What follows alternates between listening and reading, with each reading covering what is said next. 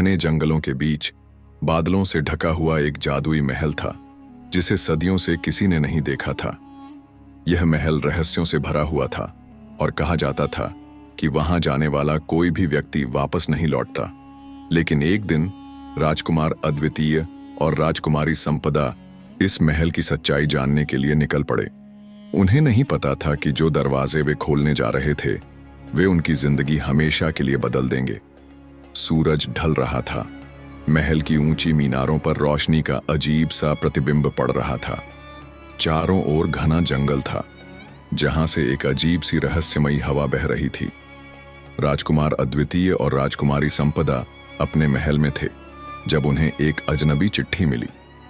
अगर तुम सच्चे उत्तराधिकारी हो तो जादुई महल में आओ, वहां तुम्हारी तकदीर तुम्हारा इंतजार कर रही है। राजा ने उन्हें मना किया क्योंकि वह उस महल के बारे में कई भयानक कहानियां सुन चुके थे। वहां जाने वाले कभी वापस नहीं लौटे।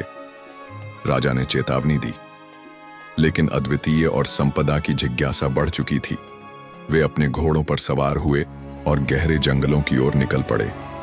रास्ते में हवाएं और तेज हो गईं। पेड़ों की शाखाएं अजीब अजीब आकारों में मुड़ रही थीं, जैसे वे किसी अदृश्य शक्ति से हिल रही हों। कुछ ही घंटों में वे महल के पास पहुंच चुके थे। महल के दरवाजे पर एक पुरानी शिलालेख थी। केवल वही प्रवेश कर सकते हैं जो अपने सबसे बड़े डर का सामना करने के लिए तैयार हों। अद्वितीय ने संपदा की ओर देखा। हमें आगे बढ़ना होगा, उसने कहा। संपदा ने सहमति में सिर हिलाया और दोनों ने मिलकर विशाल द्वार को धकेला। दरवाजा खुलते ही एक तेज रोशनी चारों ओर फैल गई। जब उनकी आंखें रोशनी के अभ्यस्त हुईं तो उन्होंने खुद को एक विशाल हॉल में पाया। दीवारों पर लगे चित्र अचानक जिंदा हो गए और उनमें से एक ने कहा, तुम यहां क्यों आए हो? अद्वितीय ने दृढ़ता से उत्तर दिया, हम जानना चाहते हैं कि इस महल का रहस्य क्या है। चित्र मुस्कुराया और दीवार में समा गया।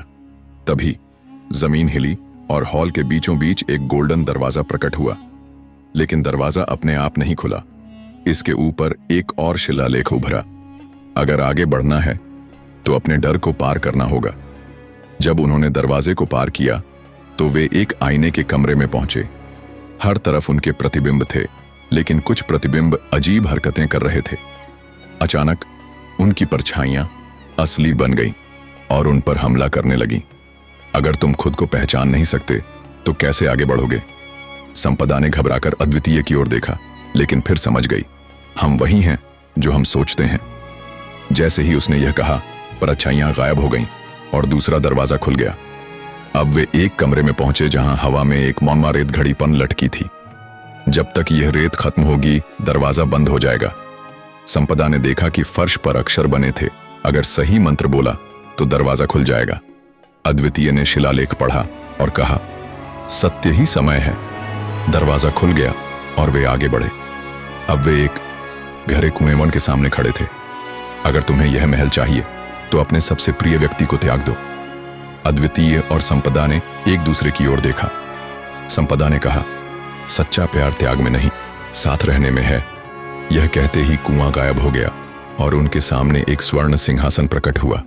वे सिंहासन के पास पहुंचे और तभी महल के चारों ओर सुनहरी रोशनी फैल गई। अचानक एक जादुई आत्मा प्रकट हुई। तुमने यह परीक्षाएं पास कर लीं, अब सच्चाई जानो। अद्वितीय और संपदा ने देखा कि उनके सामने उनके पूर्वजों के चित्र थे। आत्मा बोली, यह महल तुम्हारा ही है, लेकिन इसे जादुई इसलिए बनाया गया क्योंकि इसे लोभियों से बचाना था। अब तुम इसके असली उत्तराधिकारी हो। महल का अंधेरा हट गया और वह चमचमाने लगा। अद्वितीय और संपदा ने महल को फिर से जीवंत किया और इसे एक नए राज्य की राजधानी बनाया। यह कहानी हमें सिखाती है कि साहस और प्रेम से हर चुनौती पार की जा सकती है। डर के आगे जीत होती है। जो सच्चे उत्तराधिकारी होते हैं वे लोभ और भय से ऊपर उठते हैं। क्या आप भी ऐसे ही किसी रहस्यमयी महल को एक्सप्लोर करना चाहेंगे? कमेंट में बताएं कि आपको यह कहानी कैसी लगी।